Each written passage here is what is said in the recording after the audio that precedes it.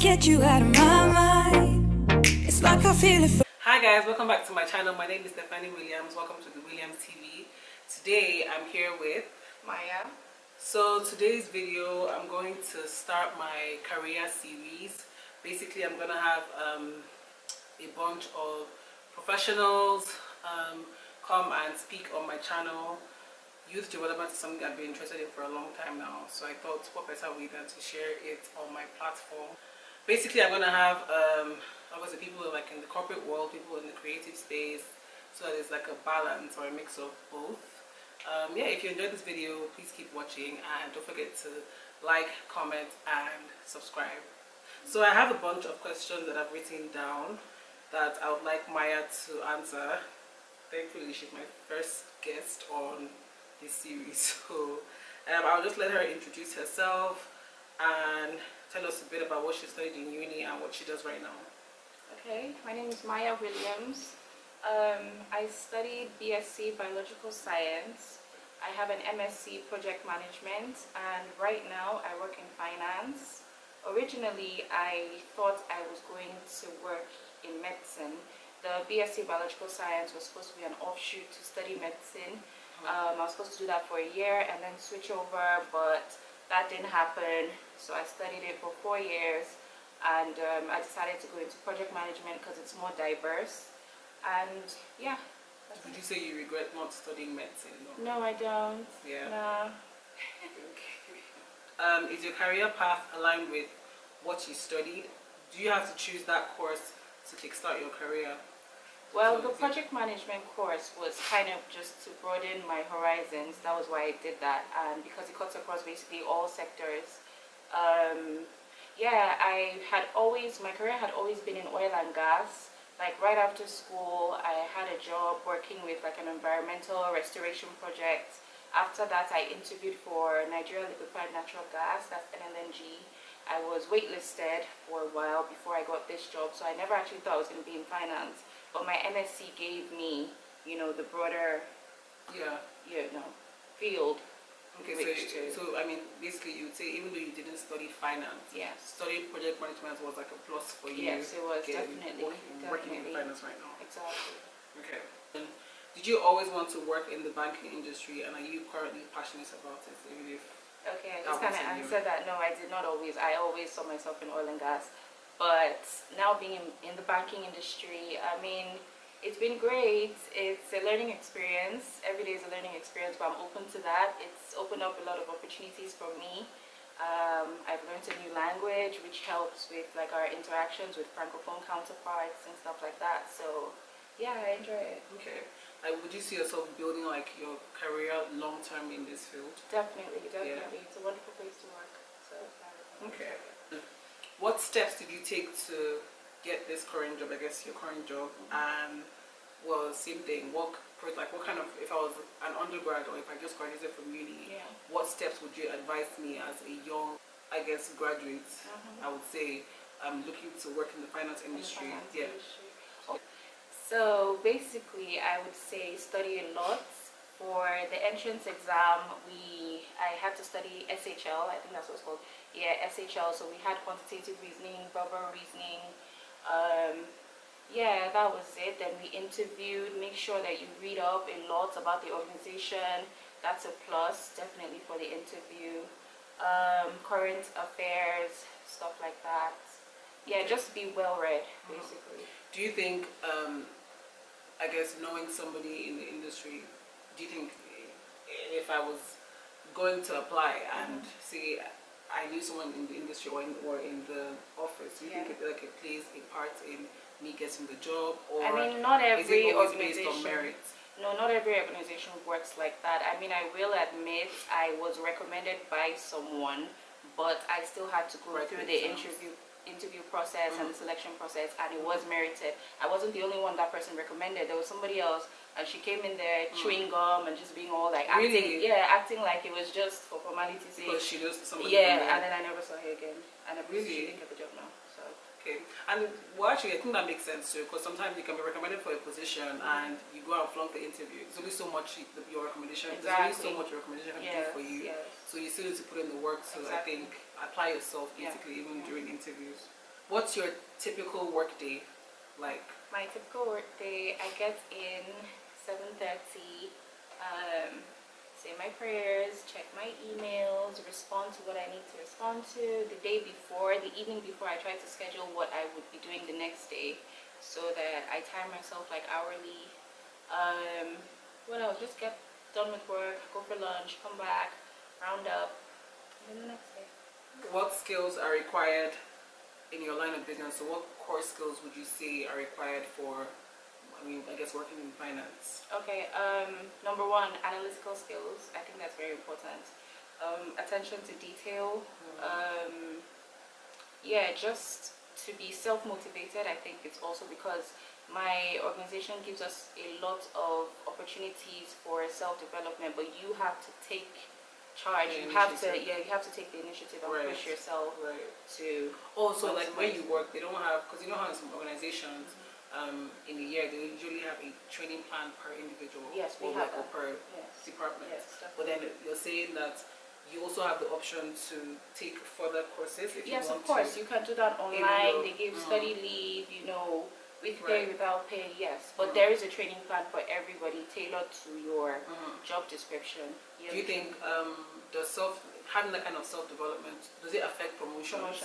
Do you think? I mean, not necessarily, because our promotions are just it's the same across board. You write the exams, everybody sits for the exams. You write it and then you pass, and your appraisal counts for I think 40%, and then the exam 60%. But having those extra qualifications will help you, especially in terms of like postings.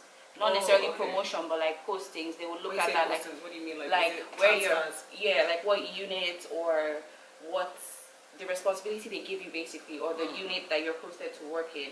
For example, if you have, like I have qualification in French language and it has helped me. Now I'm being considered for positions that ordinarily just economists or people that study core finance should be in, but it's giving me an upper advantage. So wow, I really need to go and learn French, you guys.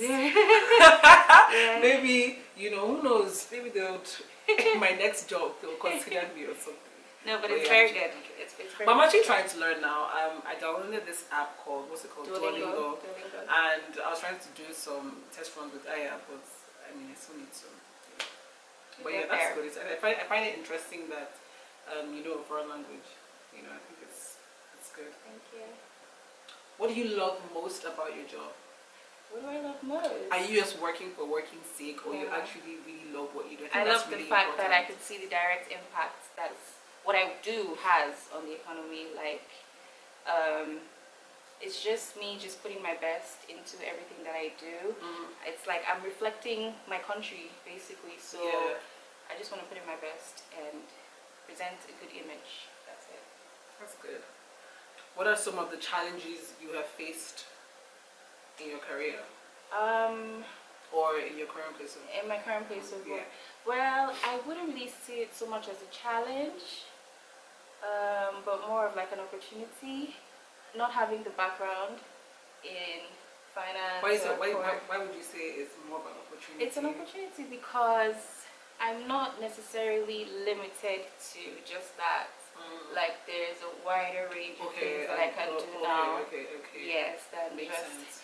Initially I saw it as a challenge, but now there's so many ways to. Yeah.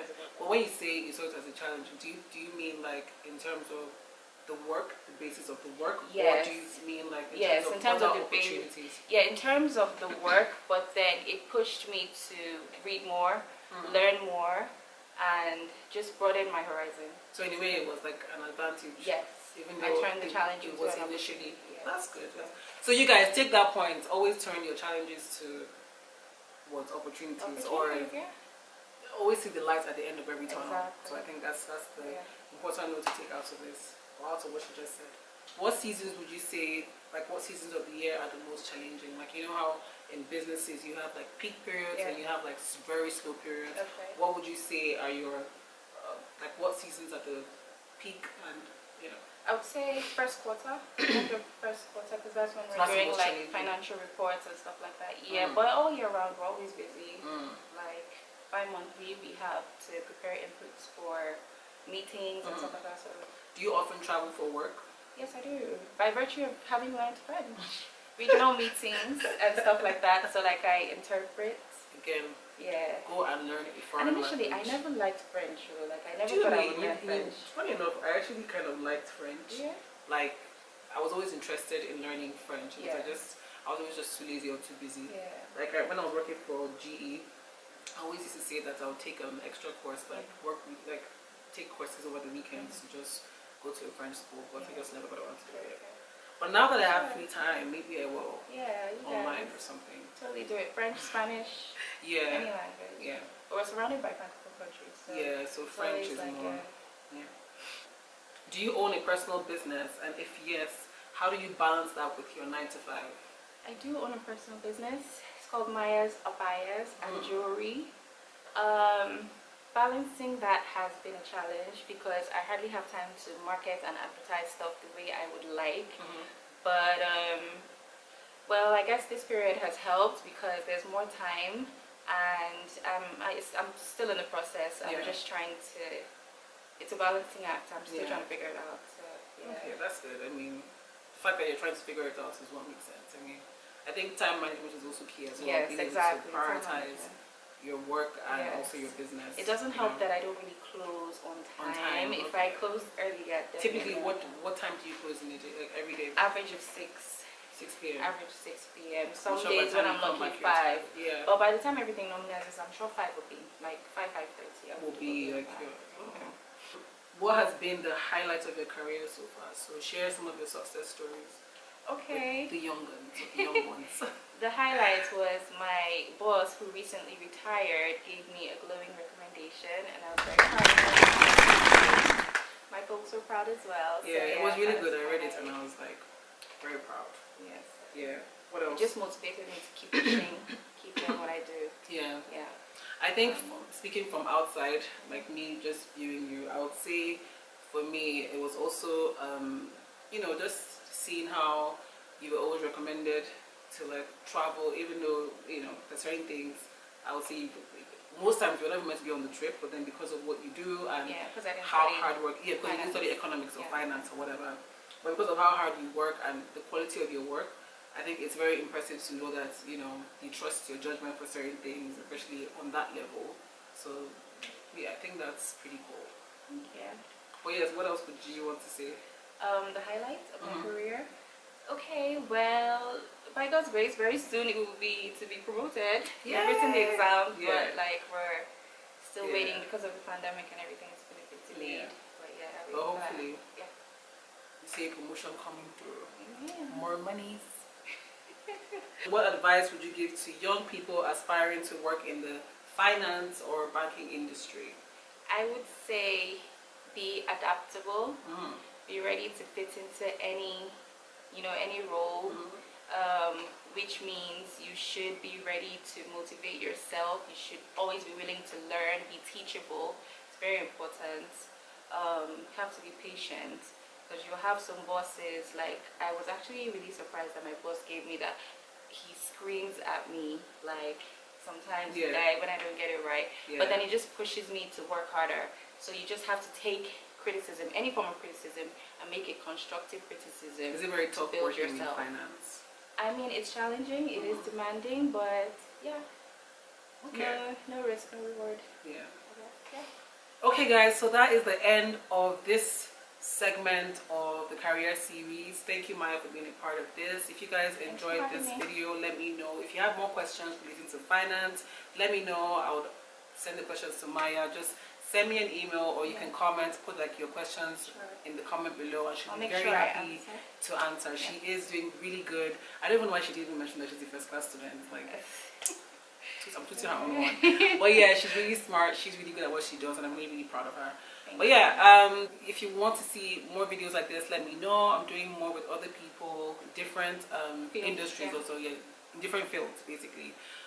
If you have anything in particular, any field in particular you're interested in, let me know, and I'll try to reach out to a professional that I know that is an expert in the field and have this kind of session with them. Thank you guys so much for watching. Don't forget to like, comment, subscribe, and I'll see you in my next one. Bye guys. Thank you.